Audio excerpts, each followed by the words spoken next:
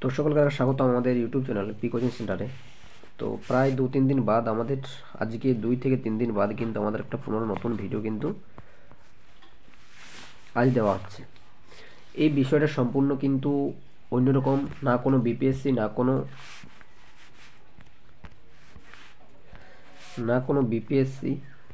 না কোনো এসএলএসটি,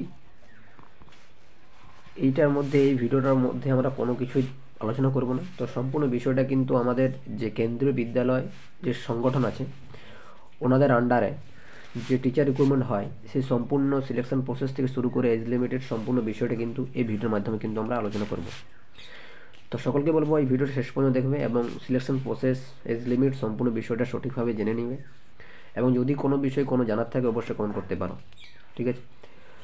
তো চলো বেশি কথা না বাড়ি আজকে যে বিষয় সে বিষয়ে কিন্তু আলোচনা করছি। এবং তার আগে সবাইকে বলে রাখি, যারা নতুন থাকবে অবশ্যই চ্যানেল সাবস্ক্রাইব করে দিও, এবং যে সকল পুরাতন সাবস্ক্রাইবার হয়ে আছেন অবশ্যই কিন্তু লাইক করে দিও। তো চলো যে বিষয়টা, তো আজকের যে বিষয়টা হচ্ছে সেই বিষয়টা কি, এখানে যে কেভিএস কি সম্পর্কে আমরা জানবো যে কেভিএস জিনিসটা কি, এবং তার সাথে আলোচনা করবো eligibility criteria, syllabus, age limit, তারপর হচ্ছে এক্সাম প্যাটার্ন এবং হচ্ছে সিলেকশন প্রসেস। টোটাল আমাদের 5টা বিষয়, সম্পূর্ণ বিষয় এই ভিডিওর মাধ্যমে কিন্তু আমরা একদম সঠিকভাবে আলোচনা করব, ঠিক আছে? তো চলো প্রথম যে বিষয়টা সেই বিষয়টা কি, প্রথম যে প্রশ্নটা আমাদের পড়া ছিল সেখানে ছিল কি যে কেভিএসটা কি, কেভিএস কি। তো কেভিএস হচ্ছে, কেভিএস এর ফুল ফর্ম হচ্ছে কি কেন্দ্রীয় বিদ্যালয় সংগঠন, ঠিক আছে? তাহলে কেভিএস এর যে সম্পূর্ণ নাম হচ্ছে কি কেন্দ্রীয় বিদ্যালয় সংগঠন। এইটা হচ্ছে কি সেন্ট্রাল দ্বারা কিন্তু এই পরীক্ষাটা কিন্তু নেওয়া হয়, ঠিক আছে? সেন্ট্রালের দ্বারা কিন্তু এই পরীক্ষাটা কিন্তু নেওয়া হয়, ঠিক আছে? তো এইখানে কি বলা আছে যে আমাদের এই ভারতে বা ইন্ডিয়ায় কতগুলো বিদ্যালয় আছে, কেন্দ্রীয় বিদ্যালয়। তো এখানে যেটা বলা আছে যে কতগুলো বিদ্যালয় আছে, প্রায় হচ্ছে 1256টার মতন কিন্তু কেন্দ্রীয় বিদ্যালয় আছে। তারপর বলা হয়েছে কি কতগুলো জোন আছে, টোটাল 6টা জোন, ঠিক আছে? জোন ওয়াইজ কিন্তু ভাগ করা আছে। এবং কতগুলো রিজনস আছে, রিজন আছে 25টি, ঠিক আছে? তাহলে আমরা এখানে জানতে পারলাম যে কেন্দ্রীয় বিদ্যালয় হচ্ছে 1256টি আছে, এবং জোন আছে 6টি, এবং রিজিয়ন আছে কটা, 25টি। সম্পূর্ণ বিষয়টা জানলাম। এবং কেন্দ্রীয় যে বিদ্যালয় যে প্রসেসটা এই কেভিএস, সেই কেভিএস কিন্তু সেন্টারের মাধ্যমে কিন্তু এই পরীক্ষাটা কিন্তু কন্ডাক্ট করা হয়, ঠিক আছে? এবারে বিষয় আসছে কি যে লেভেল অফ কেভিএস রিক্রুটমেন্ট 2025। তাহলে কেভিএস যে রিক্রুটমেন্ট হবে 2025-এ সেই লেভেলটা কেমন ধরনের বা কোন কোন পোস্টের জন্য ভ্যাকেন্ট বা রিক্রুটমেন্ট করানো হয়, ঠিক আছে? তো কোন কোন বিষয়ে রিক্রুটমেন্ট করা হয় সম্পূর্ণ বিষয়টা বলছি। এখানে প্রথমে আসছে আমাদের কি, প্রথমে আসছে আমাদের পিআরটি অর্থাৎ প্রাইমারি টিচার, ঠিক আছে? পিআরটি অর্থাৎ হচ্ছে প্রাইমারি টিচার।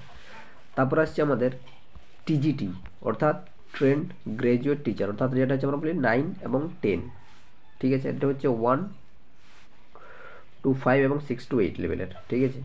তারপর আসছে আমাদের কি আসছে, তারপর আসছে আমাদের পোস্ট গ্রাজুয়েট টিচার অর্থাৎ হচ্ছে পিজিটি, যেটা হচ্ছে 11 এবং 12। তাহলে এবং তার সাথে কিছু কিছু পোস্ট আছে যেগুলো হচ্ছে যেমন লাইব্রেরিয়ান হোক, তো নন টিচিং যে সকল স্টাফগুলো আছে যেগুলো লাইব্রেরিয়ান, পিয়ন, প্রত্যেকটা পোস্টের জন্য কিন্তু একটা আলাদা আলাদা কিন্তু সিলেকশন প্রসেস থাকে। কিন্তু এইখানে আমরা শুধুমাত্র প্রাইমারি টিচার, টিজিটি এবং পিজিটির সম্পর্কে কিন্তু আমরা সম্পূর্ণ বিষয়টা জানবো, ঠিক আছে? তো তারপর আসছে কি আমাদের বিষয়টা, দি কেভিএস নোটিফিকেশান ডিটেলস। প্রিভিয়াস ইয়ারে যে সকল পরীক্ষাগুলো হয়েছিল, তো কোন কোন সময় নোটিফিকেশান প্রকাশ হয়েছিল এবং কোন কোন সময় পরীক্ষাটা কিন্তু কন্ডাক্ট করা হয়েছিল, আর পরবর্তী ক্ষেত্রে 2025-এ কেভিএস পরীক্ষা কখন হতে পারে সম্পূর্ণ বিষয় কিন্তু আমরা আলোচনা করছি। তো প্রথম রাখি টোটাল লাস্ট ইয়ারের যে রিক্রুটমেন্ট করা হয়েছিল সম্পূর্ণ বিষয় সেটা আলোচনা করছি। প্রথমটা হচ্ছে কি যে কেভিএস 2016 নোটিফিকেশান প্রকাশিত হয়েছিল এবং পরীক্ষা হয়েছিল কখন, 9 সেপ্টেম্বরের 2016-তে। তাহলে সেপ্টেম্বর মাসে পরীক্ষাটা কন্ডাক্ট করা হয়েছিল। প্রায় কিন্তু 4 থেকে 5 মাস কিন্তু হাতের সময় থাকে, তারপর কিন্তু পরীক্ষা কিন্তু কন্ডাক্ট করা হয়, হ্যাঁ? তারপরে সেম কেভিএস নোটিফিকেশান 2017 বছর কিন্তু প্রকাশিত হয়েছিল। তারপর হয়েছে সেটা পরীক্ষা হয়েছিল কখন, অক্টোবর মাসে, ঠিক আছে? পরবর্তী কেভিএস 2018 যে নোটিফিকেশান প্রকাশিত হয়েছিল সেটা হচ্ছে আগস্টে 2018 কিন্তু পরীক্ষাটা কিন্তু নেওয়া হয়েছিল, এবং তার সাথে 2022 নোটিফিকেশান প্রকাশিত হয় এবং ডিসেম্বর 2022 ডিসেম্বর মাসে কিন্তু তার পরীক্ষাটা কিন্তু নেওয়া হয়। তাহলে আমাদের শেষ যে নোটিফিকেশান প্রকাশিত হয়েছিল সেটা হচ্ছে কখন, 2022। তারপর কিন্তু কেভিএসের কোনো পরীক্ষা কিন্তু হয় নাই, এবং কেভিএসের রিক্রুটমেন্ট কিন্তু এখনও প্রসেসে চলছে বা প্রায় হয়ে গেছে বলতে গেলে। তো কেভিএসের নতুন নোটিফিকেশান কিন্তু 2025-এ কিন্তু অবশ্যই কিন্তু আসবে, এটা কিন্তু কনফার্ম। ঠিক আছে, অবশ্যই কিন্তু কেভিএস 2025 নোটিফিকেশান কিন্তু আসবে জানুয়ারি কিংবা ফেব্রুয়ারির ফার্স্ট সেকেন্ড উইক দিকে কিন্তু নাগাদ আসার একটা সম্ভাবনা আছে। ঠিক আছে, এবং তারপরে যেটা হচ্ছে কি, এইবার যেটা সবথেকে গুরুত্বপূর্ণ বিষয় হচ্ছে কি এক্সাম প্যাটার্ন। ঠিক আছে, আমরা নোটিফিকেশান প্রকাশিত হবে সবই জানছি আমরা। 2025 নোটিফিকেশান যদি আসে তো পিআরটির হোক, টিজিটির হোক এবং পিজিটির হোক, সম্পূর্ণ বিষয়ের যে নোটিফিকেশান এবং তার শিক্ষাগত যোগ্যতা সম্পূর্ণ বিষয় কিন্তু আমরা আলোচনা করব। প্রথম আসছে আমাদের পিজিটির যে পিআরটির যে এক্সাম প্যাটার্ন, সেই এক্সাম প্যাটার্নটা কেমন লেভেল হবে সেটা হচ্ছে টোটাল 4টা পার্টে ভাগ থাকে। পার্ট 1, ঠিক আছে, টোটাল 4টা পার্টে থাকে, 1, 2, 3 এবং 4, টোটাল 4টা পার্ট। পার্ট 1-এ কী কী থাকে, তাহলে পার্ট 1 যেটা থাকে কি জেনারেল ইংলিশ 10 নাম্বার থাকে। ঠিক আছে, জেনারেল ইংলিশ থাকে কত নাম্বার, 10 নাম্বার। তারপরে থাকছে কি জেনারেল হিন্দি, পার্ট 1-এ থাকে 10 নাম্বার, জেনারেল হিন্দি থাকে 10 নাম্বার। ঠিক আছে, এবং পার্ট 2-এ যেটা থাকছে সেটা হচ্ছে কি জিকে এবং কারেন্ট অ্যাফেয়ার্স 10 নাম্বার, রিজনিং থাকে 5 নাম্বার এবং কম্পিউটার থাকে 5 নাম্বার। ঠিক আছে, তাহলে এখানে টোটাল হচ্ছে 20 নাম্বার, আর এখানে গেল টোটাল হচ্ছে 20 নাম্বার, টোটাল হচ্ছে 40 নাম্বার আমাদের ভাগ হয়েছে। এবং পার্ট 3 যেটা থাকে, যেটা হচ্ছে সিডিপির থেকে অ্যাকচুয়ালি বলতে গেলে প্রত্যেকটা প্রশ্ন কিন্তু দেওয়া থাকে। কী কী থাকে, আন্ডারস্ট্যান্ডিং দ্য লার্নার যেটা হচ্ছে 15 নাম্বার, এবং আন্ডারস্ট্যান্ডিং দ্য টিচিং লার্নিং এটা হচ্ছে 15 নাম্বার, এবং ক্রিয়েটিং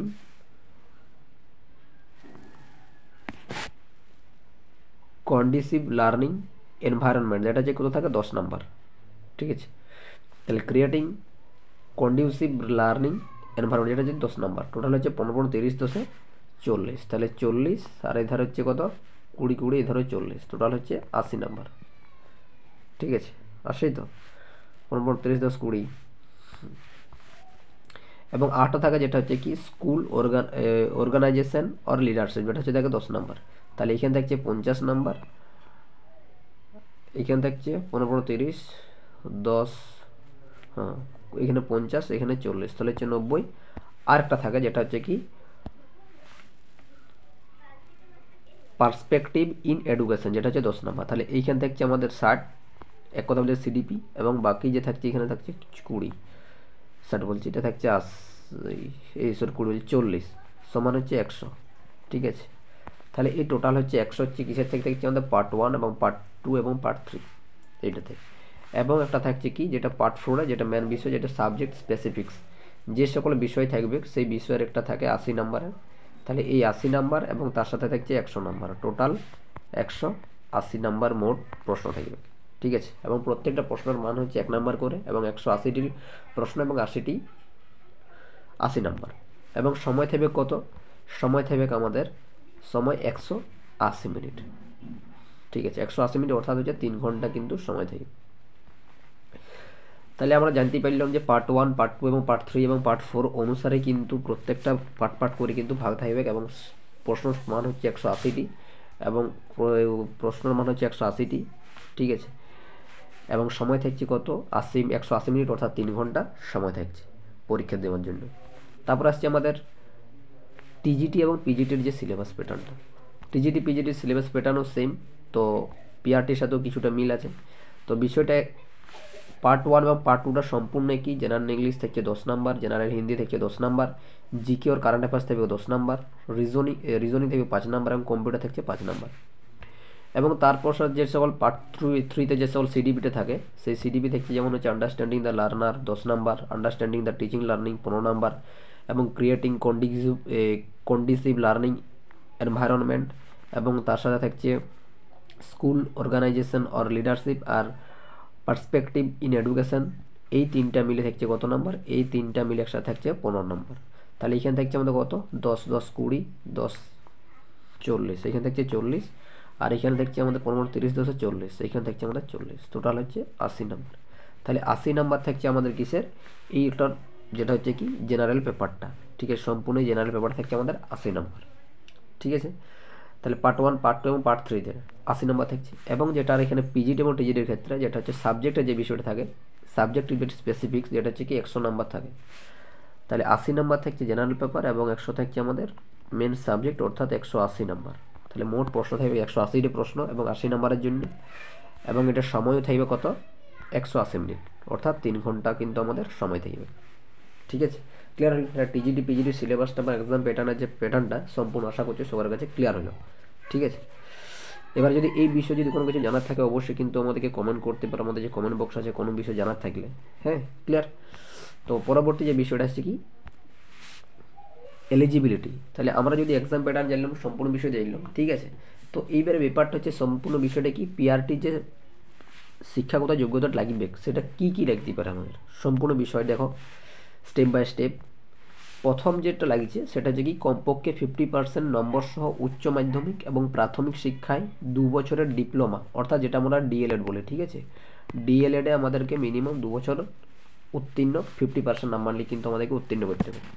এবারে অনেকের ক্ষেত্রে প্রশ্ন আসতে পারে যে এসসি এসটিদের জন্য কোনো কিছু ছাড়ে, অবশ্যই যে সরকার যেটা করা থাকে যে 5 বছরের 5 নাম্বার এরকম ব্যাপারটা ছাড় থাকে, সেটাও কিন্তু অবশ্যই থাকবে। তারপর 2 নাম্বার যেটা বলা আছে আটা শিক্ষক যেটা লাগে, যেটা কমপক্ষে 50% উচ্চ মাধ্যমিক থাকবে এবং বিএলএড, ঠিক আছে, প্রাথমিক শিক্ষা স্তর অন্তত 4 বছরের যে বিএলএড করা হয় সেইখানে অন্তত 50% নাম্বার সহ উচ্চ মাধ্যমিকে পাস করে থাকতে হবে, ঠিক আছে।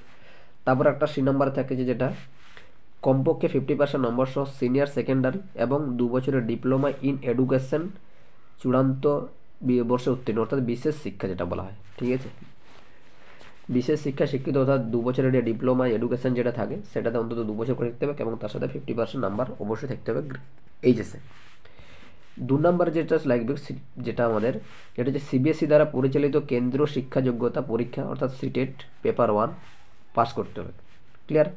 এবার সিটেট 1 যে পেপারটা পাস করতে হবে সেটা যে কি জেনারেলের জন্য অবশ্যই আমাদের 60% ইয়ানি 90 নাম্বার, এবং এসসি এসটিদের ক্ষেত্রে এসসি এসটি ওবিসির ক্ষেত্রে যেটা হচ্ছে কি 55% অর্থাৎ 82 নাম্বার থাকলেই কিন্তু তারা কিন্তু এটাই কিন্তু এলিজিবল হবে সিটেট পেপার 1 কোয়ালিফাই করা থাকলে। এবং তার সাথে যেটা গুরুত্বপূর্ণ বিষয় যেটা হচ্ছে কি এই যে বিষয়টা, এই বিষয়টা কিন্তু খুবই গুরুত্বপূর্ণ বিষয় যে কেন্দ্রীয় বিদ্যালয়ে আমরা পড়াতে যাব সেই কেন্দ্রীয় বিদ্যালয়ে পড়াতে গেলে আমাদেরকে অবশ্যই হিন্দি এবং ইংরেজির মাধ্যমে কিন্তু পড়ানোর একটা দক্ষতা অবশ্যই থাকা দরকার, ঠিক আছে। পরবর্তী আমাদের হচ্ছে টিজিটির ক্ষেত্রে যে শিক্ষাগত যোগ্যতা লাগবে টিজিটির ক্ষেত্রে তো কী কী লাগতে পারে।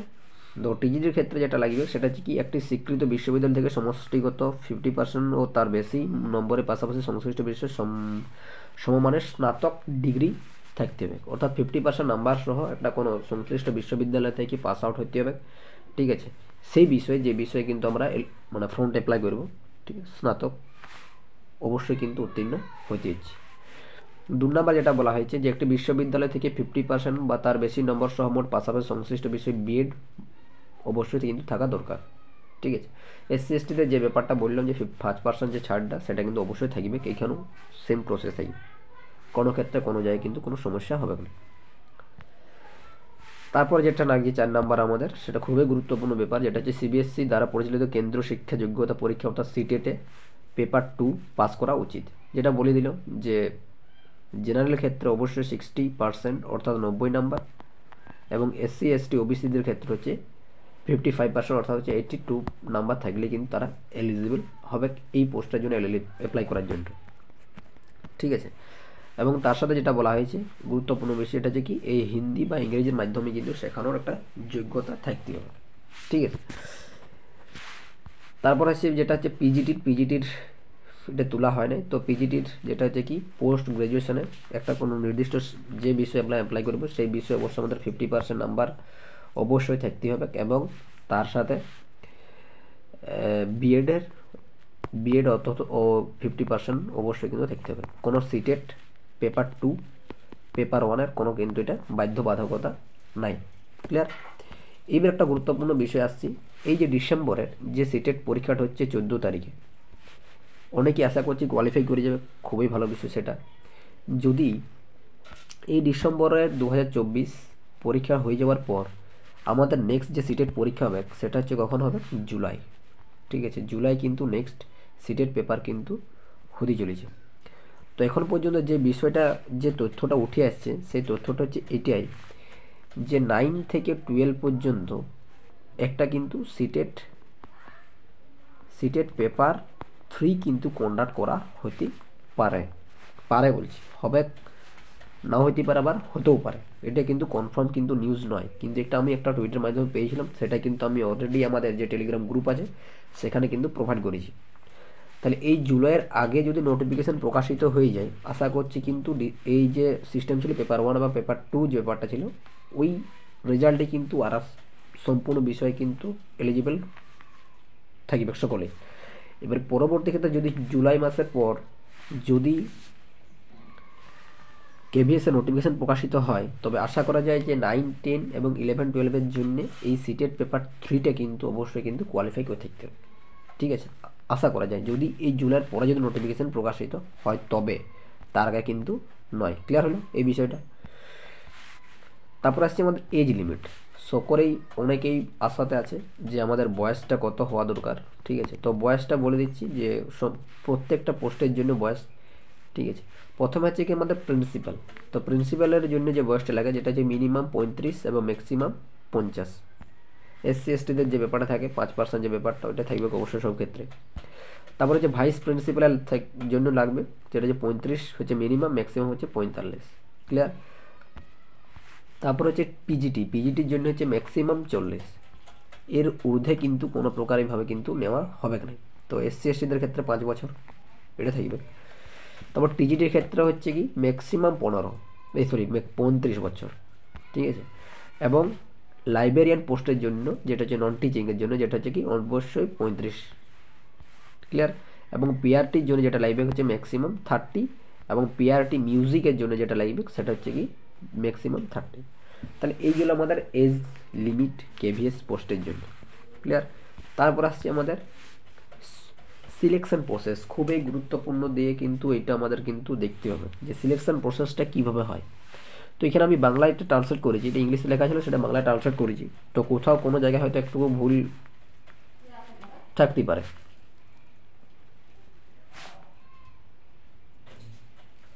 তো এখানে কি বলা হয়েছে যে পিআরটি, টিজিটি এবং পিজিটি পদগুলির জন্য কেভিএস নির্বাচন প্রক্রিয়া কেন্দ্রীয় বিদ্যালয় সংগঠন দ্বারা সংজ্ঞায়িত করা হবে। কেভিএস শিক্ষণ পদের জন্য সংশোধিত বাছাই প্রক্রিয়াটি 3টি ধাপে করা হয়েছে। কটা ধাপে করা হবে? 3টি ধাপ।